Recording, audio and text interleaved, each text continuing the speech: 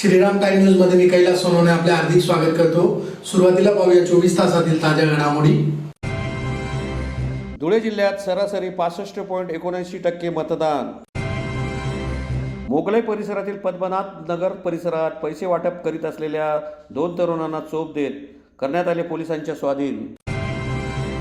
धुळे शहर विधानसभा मतदारसंघात मतदान प्रक्रिया शांततेत, नागरिकांनी कोणत्याही अफवांना बळी न पडण्याचे आवाहन।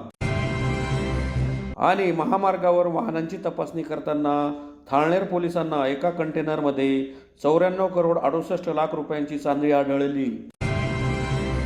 आता बातमीपत्र विस्ताराने। धुळे जिल्ह्यातील 5 विधानसभा मतदारसंघात मतदान प्रक्रिया किरकोळ घटना वगळता शांततेत पार पडली।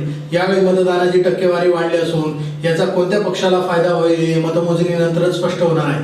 धुळे जिल्ह्यातील धुळे शहर, धुळे ग्रामीण, साक्री, शिंदखेडा, शिरपूर या 5 विधानसभा मतदारसंघात किरकोळ घटना वगळता शांततेत मतदान प्रक्रिया पार पडली। यावेळी अनेक मान्यवरांनी आपल्या मतदानाचा हक्क बजावला। या विधानसभा निवडणुकीत मतदानाची टक्केवारी वाढली असून याचा कोणत्या पक्षाला फायदा होईल हे 23 नोव्हेंबर रोजी मतमोजणीनंतरच समोर येणार आहे। जिल्ह्यात सरासरी 65.79% मतदान झाले आहे। जिल्ह्यात 5 विधानसभा मतदारसंघासाठी बुधवारी सकाळी 7 वाजेपासून सुरुवात झाली। सकाळपासूनच मतदारांमध्ये उत्साह दिसून आला। बहुतांश मतदान केंद्रांना यात्रेचे स्वरूप आले होते। जिल्ह्यात पहिल्या 2 तासात सकाळी 9 वाजेपर्यंत सरासरी केवळ 6.79% मतदान झाले। त्यानंतर मात्र मतदानाचा ओघ वाढला। धुळे जिल्ह्यात 5 विधानसभा मतदारसंघ असून यात धुळे शहर, धुळे ग्रामीण, साक्री, शिंदखेडा व शिरपूर यांचा समावेश आहे। या 5 विधानसभा मतदारसंघात एकूण 56 उमेदवार निवडणूक रिंगणात आहेत। धुळ्यात चौरंगी, धुळे ग्रामीण मध्ये तिरंगी, साक्रीत तिरंगी, शिरपुरात दुरंगी तर शिंदखेड्यात तिरंगी लढत होत आहे। बुधवारी सकाळी मतदानाला सुरुवात होताच शहरासह ग्रामीण भागातील मतदान केंद्रांवर मतदारांच्या रांगा दिसून आल्या। मतदानाच्या या उत्साहात ज्येष्ठ नागरिक, महिला, पुरुष, दिव्यांग व्यक्ती, नवमतदार उत्स्फूर्त सहभागी होताना दिसून आले। धुळे ग्रामीण मध्ये एकूण 12 उमेदवार रिंगणात असले तरी महायुतीचे उमेदवार राघवेंद्र बदाने, महाविकास आघाडीचे उमेदवार आमदार कुणाल पाटील व अपक्ष उमेदवार हिलाल मळे यांच्यात तिरंगी लढत होत आहे। मतदानाला सुरुवात झाल्यानंतर धुळे ग्रामीण मधील मतदान केंद्रांवर मतदारांनी गर्दी केल्याचे चित्र होते। मतदान केंद्रांबाहेर यादीत नावे शोधण्यासाठी काहींची तारांबळ उडत होती। निवडणुकीच्या रिंगणात असलेल्या उमेदवारांनी सकाळीच मतदानाचा हक्क बजावला, तसेच जास्तीत जास्त मतदान करण्याचे आवाहन केले। शिंदखेड्यात महायुतीचे उमेदवार आमदार जयकुमार रावल, महाविकास आघाडीचे उमेदवार संदीप बेडसे व अपक्ष उमेदवार श्यामकांत सनेर यांच्यात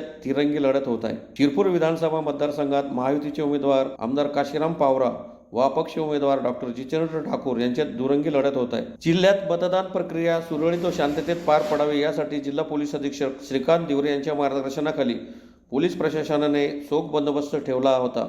त्यामुळे मतदान प्रक्रिया शांततेत पार पडली। जिल्ह्यातील 56 उमेदवारांचे भवितव्य ईव्हीएम मशीनमध्ये बंद झाले असून 23 नोव्हेंबर रोजी मतमोजणी होणार आहे। आज मतदान पार पडत आहे, काय प्रतिक्रिया आहे? तुम्ही मतदान केंद्रावरच्या लोकांचा उत्साह आणि गर्दी हे पाहिल्यानंतर तुमच्या लक्षात येईल यावेळेला फार मोठा बदल होणार आहे काय, आणि लोकांच्या चेहऱ्यावरचा उत्साह दर्शवतो काय आहे ते। तर मला 100% खात्री आहे यावेळेला दुसरी बसायला मी निवडून। जय श्रीराम।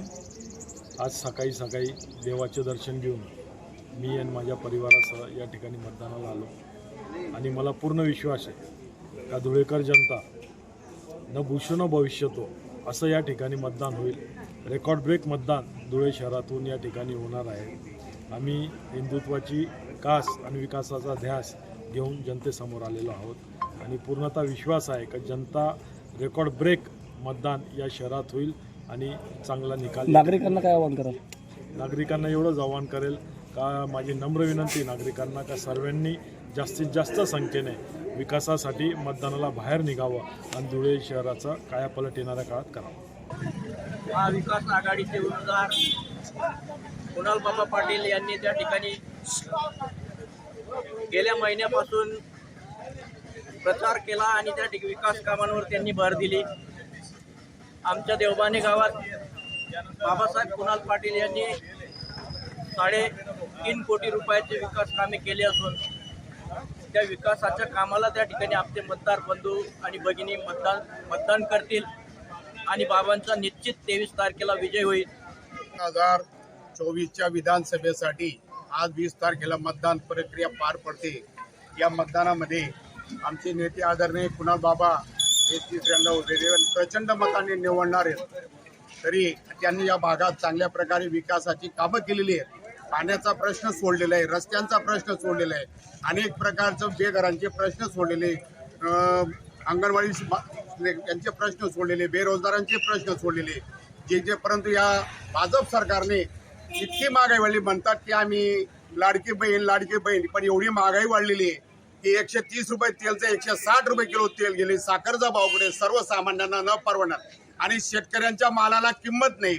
भयानक पाऊस पडला पण त्याचं कोणत्याही प्रकारचा पीक विमाचा 1 रुपया आम्हाला मिळाला नाही.